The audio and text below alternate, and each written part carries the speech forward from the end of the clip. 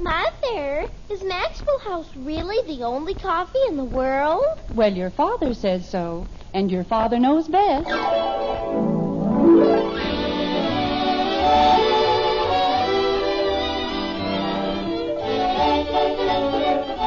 Yes, it's Father Knows Best, transcribed in Hollywood, starring Robert Young as Father.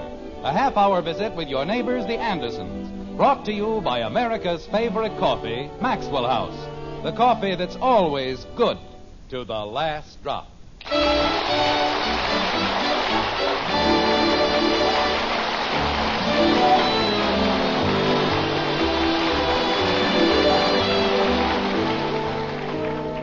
Music hath charms to soothe the savage breast, to soften rocks or bend a knotted oak.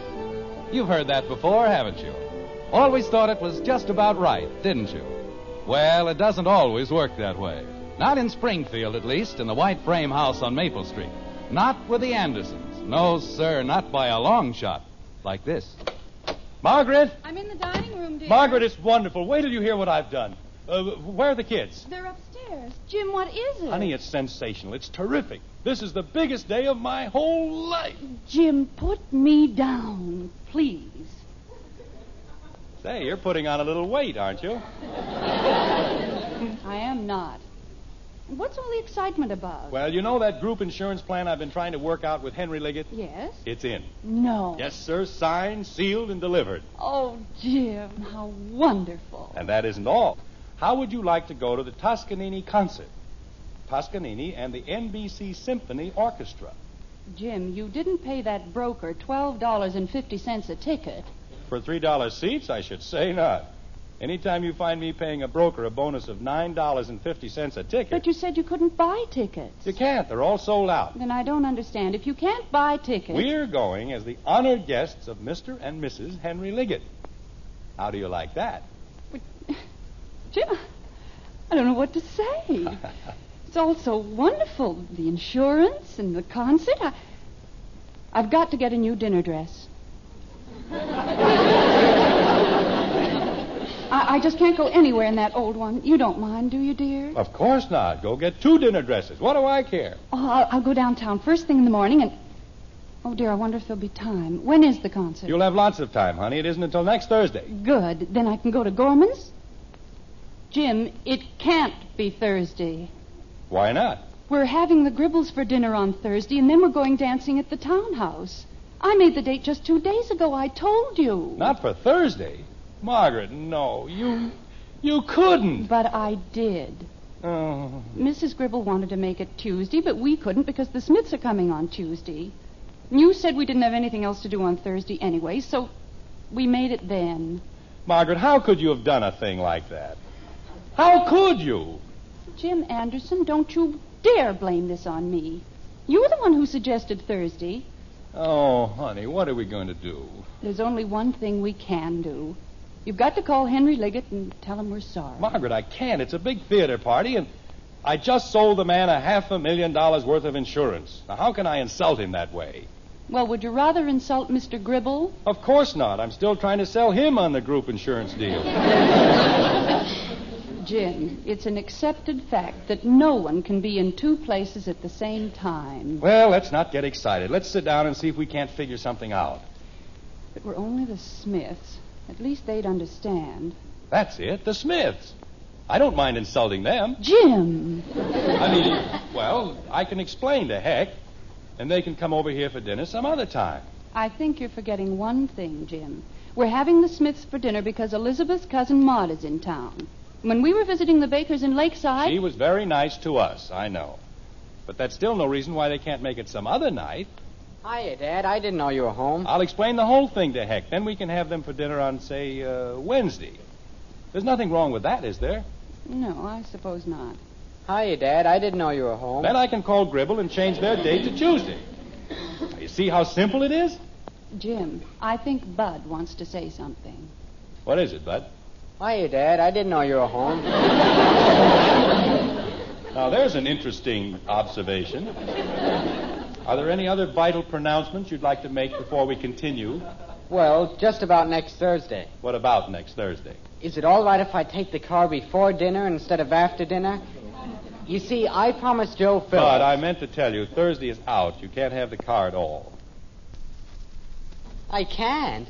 But it's Thursday. It's my day. Well, I'm very sorry, Eleanor, but it's out. I'll explain the whole thing to you some other time. But I always get the car on Thursday. I made a date. Well, this will teach you not to make dates on Thursday. They're nothing but trouble. Mother! What is it, Betty? Is Father home? Yes, dear. I'll be right down. Don't do me any favors. Stay where you are. Hi, Daddy. You too. If I can't have the car on Thursday, when can I have it? I don't know, but I have a great many things on my mind. But you said I could have it on Thursday. That's why I made the date. Your father made 2 dates. He did? Father, do you... No. What? I said no. Whatever it is, no. Oh, thank you, Father. Thank you. You're just the sweetest father in the whole world. What? Mother said she thought you would, but you don't, and it's just wonderful. What's wonderful? I don't what? Mind if I go to the Pie Mew dance? Wait till I tell Janie Liggett. Betty, wait a minute. I didn't say you could go to the dance. I didn't say anything. Why, Father, you just said... I said no. That's what I said. Hi, Daddy. Oh, go away. Mother! Jim, I don't think that's very nice. You'll gain nothing by losing your temper. Well, why shouldn't I lose my temper? At this rate, how am I ever going to get straightened out about Thursday? How did you know it was Thursday? How did I know what was Thursday? The Pie Mew dance. Oh, no. No. This was such a nice day. Everything was going so well. Betty, your father and I have a very difficult problem to work out. So why don't you and Bud and Kathy go back upstairs? I'll call you when dinner's ready. He said I could have the car every Thursday. Why should he change his mind now? Go ahead, Bud.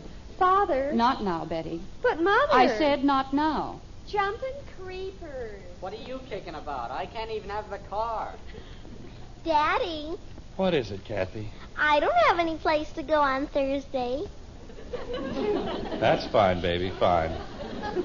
But when I get to be a big girl... Never mind, Kathy. Just go upstairs. But I wanted to tell him... Go upstairs. Gee whiz. You know, Margaret, I've been thinking, what if Hector says they won't change the date? I don't see any reason why he should. No, but what if he does? Then what am I going to do? What are you going to do now? I'm going to call him, and if he says no, so help me, I'll never speak to him again. Turn a man down when he asks a simple thing like that. After all the things I've done for him, a fine friend he turned out to be. Jim, he hasn't said no. Well, he'd better not. Hello, Heck. This is Jim Anderson. Now, look, Heck. What? Oh, no, Heck. I'm not upset about anything. I just, well, look, Heck, I'm in an awful spot. Yes, you see, we've got dates with the Gribbles and the Liggets for the same night, and, well, we didn't do it on purpose. Look, Heck, is it all right with you if we make our date for a different night next week? Well, then I can switch the date with the Gribbles over to Tuesday, and I'll be in the clear. Okay. What did he say, dear? He's going to ask Elizabeth. Jim, why don't you explain to him that it's a matter of business? He knows that, Margaret.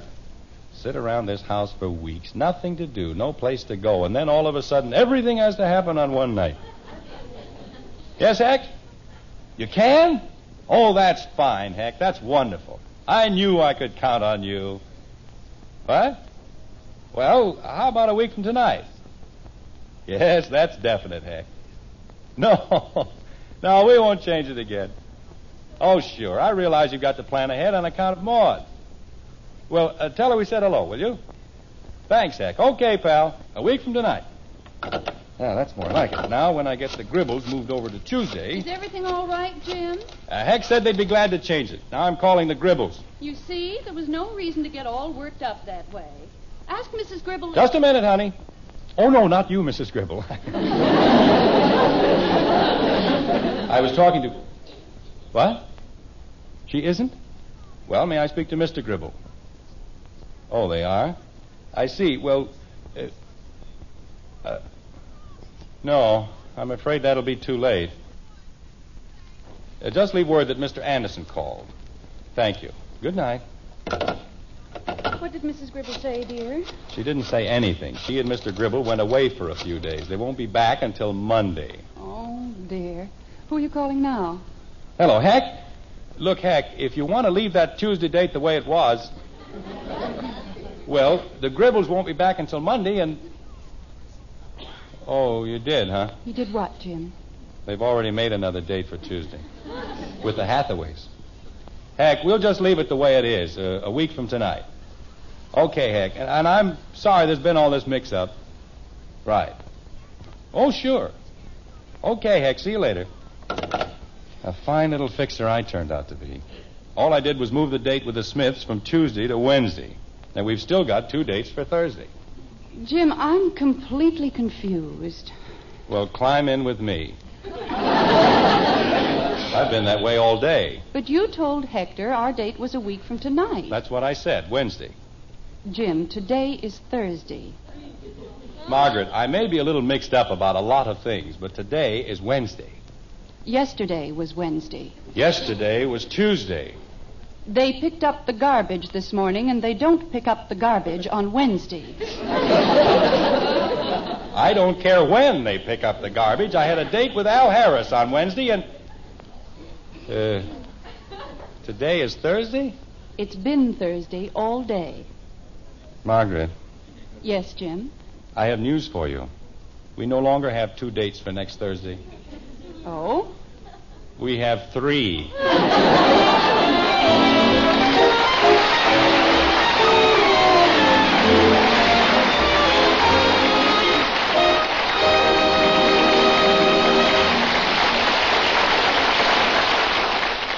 Well, that's really no news to Mother. She knew Father was getting things in a stir. You know, he needs to remember something most of us have found out one time or another. It pays to stop and think a little before you do most anything. I'd say even before you buy a pound of coffee. Think about what you want in that coffee. Its flavor, the most in flavor for your money. And right there you'll see the reason why day after day more people buy and enjoy our Maxwell House coffee than any other brand. That wonderful good to the last drop flavor. Why, you just can't get enough of it. You won't find that famous flavor in any other coffee, you know. No coffee but Maxwell House. And here's why.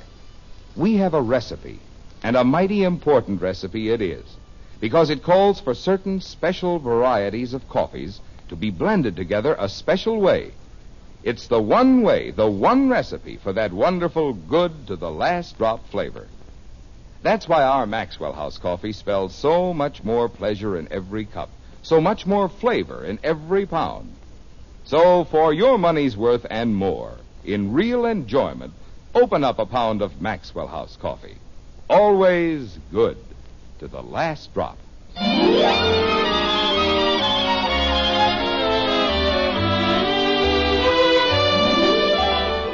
It's mere moments later in the white frame house on Maple Street.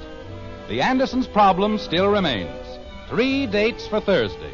Yet there isn't the dark and dismal aura of gloom one might imagine. Jim Anderson, a genius among fathers, has come up with an idea which he himself admits is a dilly, like this.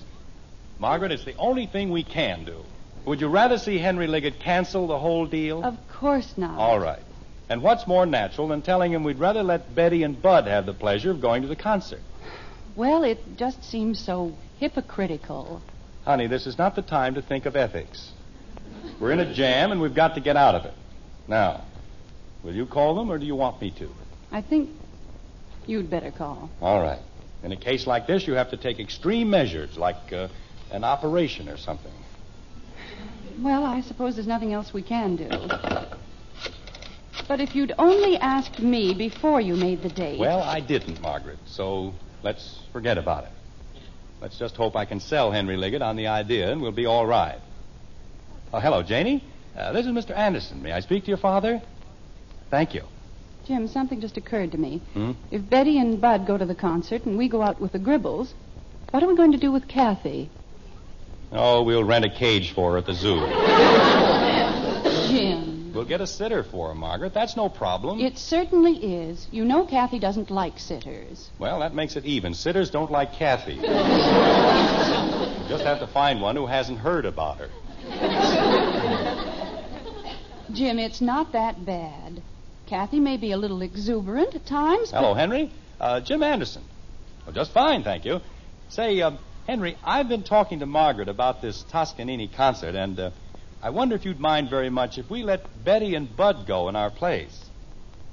Oh, no, it's just that, well, we've heard Toscanini, and Betty and Bud haven't, and, oh, it really isn't anything much, Henry. Just something that any parent would do. Of course. You see, I explained to Margaret... Jim.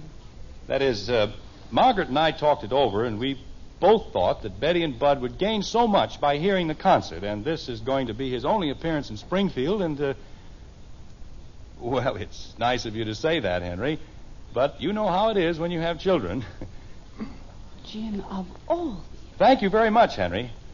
Well, I wish we could, too, but we'll have to make it some other time. Thanks again. Good night. Jim Anderson, in my whole life, I have never heard anything quite like that. If you don't mind, I'd rather not discuss it. There are things that women just don't understand. And this is one of them. It's power politics on a local scale, that's all. And, well, let's just not discuss it. Betty! Betty! Jim, dinner isn't nearly ready. I know. Did you call me, Father? Come on downstairs. And tell Bud I want him. Okay. Don't you think you ought to call the Smiths? I'll call Hector first thing in the morning and get the whole thing straightened out. I'll be able to do more with him if he doesn't have Elizabeth around. You won't forget. Of course I won't forget. Dinner's ready, huh? No, dinner isn't ready, huh? But Betty said... I didn't say anything about dinner. I merely said Father wanted you. Don't you want me too, Daddy? Oh, Angel, this is something your father has to discuss with Betty and Bud. Can't I even listen? Of course you can listen. But listen. Yes, Daddy. Betty? Yes, Father. Bud? It's time dinner was ready. Bud. Oh, yes, Dad? I've got good news for you, for both of you. I just made arrangements for you to go to the Toscanini concert with the Liggets. Now, what do you think of that? What time will dinner be ready? Bud. Well, I just wanted to know. Bud, when are you going to learn that there are other things just as important as food? Like candy. Kathy, please be quiet. Yes, Mommy. Is that all you wanted to tell us, Father? Not quite.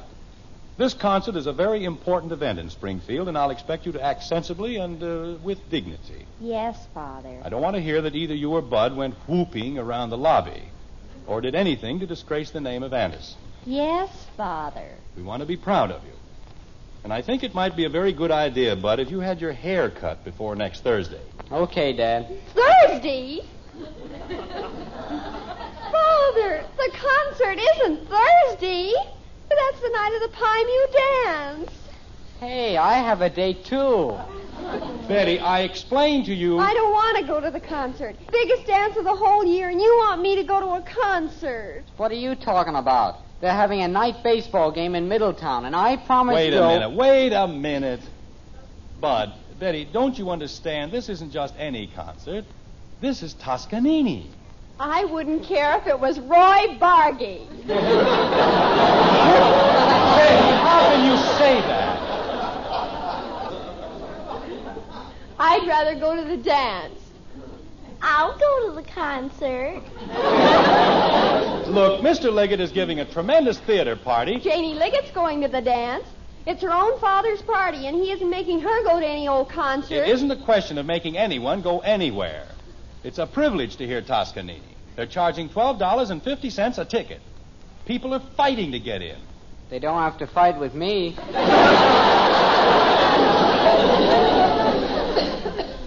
I'll go to the concert. Margaret, will you please explain to these children? Oh, no, dear. Go ahead. You're doing fine. Thank you. Look, kids, music is an important part of our lives, especially good music. An appreciation of music is a sign of culture and good breeding. It's a relaxation, a release from the stress and strain of everyday life. As you grow older... Daddy. Oh, what is it, Kathy? I'll go to the concert. You'll stay home where you belong. I want to go to the concert. Kathleen, be quiet.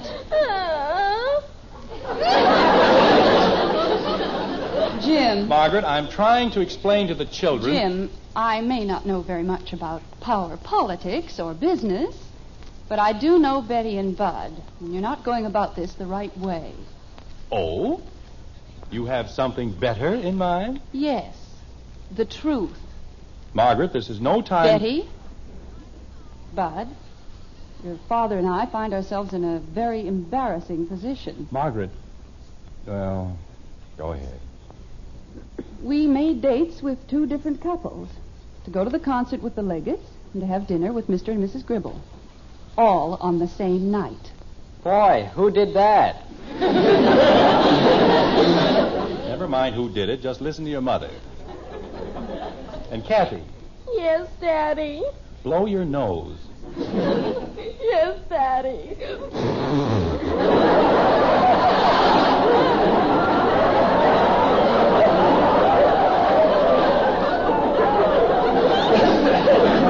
Go ahead, Margaret. Well, that's our problem. Your father's in no position to offend either the Leggetts or the Gribbles. And that's why we need your help. If you'll go to the concert with Mr. and Mrs. Liggett, all our difficulties will be over. Well, creepers, why didn't Father say so? I did say so. In a slightly different way. Gosh, we didn't know you were in a spot. If going to the concert is going to help you any, well, gosh. Father, you know you can count on us. Can't he, Bud? Sure. Who cares about an old baseball game? I'll go to the baseball game. Kathy, the way you can help us best is by staying home. Oh, then I'll be glad to, Mommy. Well, I guess that takes care of that. Yes, dear. And I hope we've all learned something tonight. Yes. Well, I'll get it. never mind, Betty. Go in and help your mother set the table. And Betty, Yes, Father? maybe we can find a new dress somewhere that's just right for concerts. Creepers. Hello? Oh, hello, Henry. She what? Oh, that's fine, Henry. That's just fine. Yes, I'll tell Margaret right away. She'll be very happy. Thank you very much, Henry. Yes, we'll be seeing you. Good night. Who was that, dear? That was Henry Liggett, and he was so happy about everything. Jim, nothing's gone wrong with the insurance deal, has it? Oh, no, everything's fine. Just great. Why, Jim, what is it? Mrs. Liggett thinks we're wonderful, the most thoughtful parents she's ever known. So she wants us to have something she dug up this afternoon. 2 more tickets for the concert.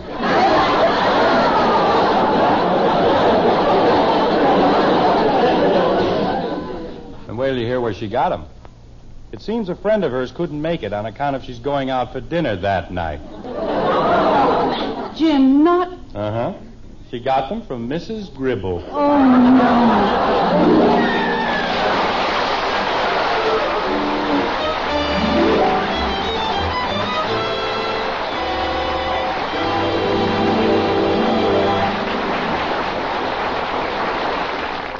And Father thought he had everything all straightened out, too. Well, some things you just can't count on. Other things, though, you can count on every time. And it's good to know about them. Take coffee, for instance. You want to count on the coffee you buy for wonderful flavor every pound, 'cause flavor's what you pay for, what you enjoy. And as millions of folks know, wonderful flavor is just what you can count on with our Maxwell House coffee. Day after day, pound after pound, an extra measure of flavor comes your way in that familiar blue tin. Wonderful, good to the last drop flavor only Maxwell House brings you. We're mighty proud of that flavor, you know, It's the reason more people buy our Maxwell House coffee than any other brand. And we'll never compromise on the quality of one single pound. Yes, for more flavor for your money, for your money's worth and more. Bring home that familiar blue tin of Maxwell House coffee. It's today's coffee buy. Always good to the last drop.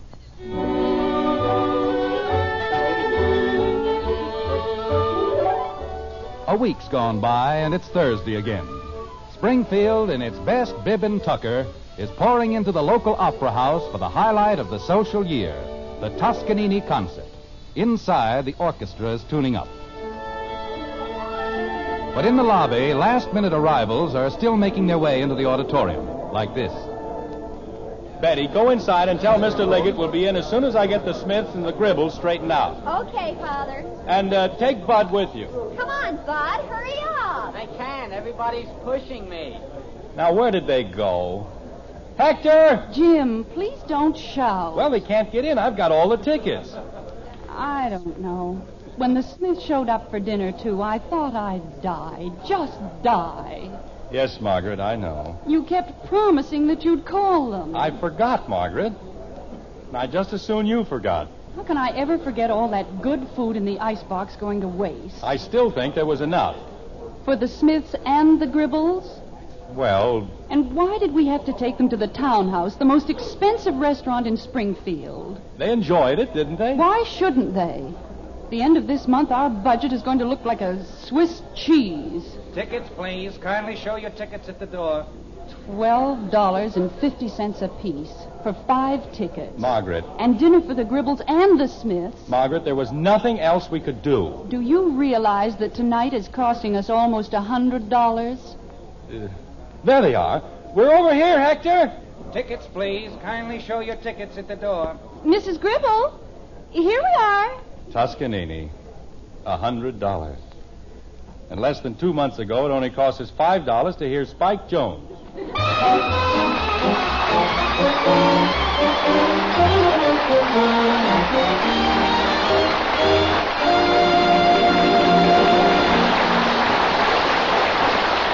Good to the last drop.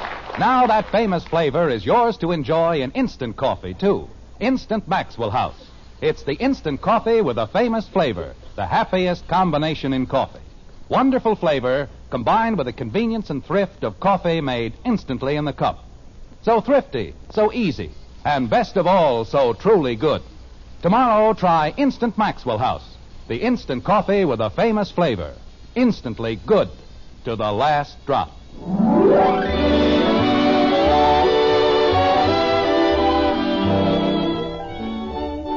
Join us again next week when we'll be back with Father Knows Best, starring Robert Young as Jim Anderson, with Roy Bargy and the Maxwell House Orchestra, and yours truly, Bill Foreman. Bill, is it all right if I step in here for a minute? Well, of course, Bob. What's on your mind? Well, there's a long 4th of July weekend coming up, and I'd like to say a few words to the members of our Good Drivers Club. I've been looking at the figures compiled by the National Safety Council. 579 deaths over the Memorial Day weekend. And I'd like to remind our members once more of their pledge to drive safely and carefully. Look at the 8 safe driving rules again. Talk them over with your parents. Explain them to others who may not have yet joined the club. Let's see if we can't save a few lives. Let's see if we can't make this the safest, sanest, and healthiest 4th on record. Let's just take it easy. Good night.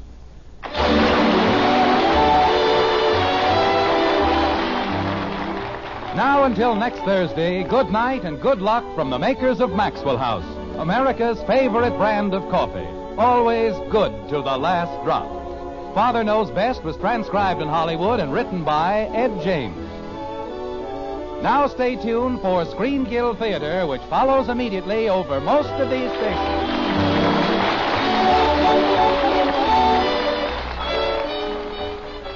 This is NBC, the national broadcasting company.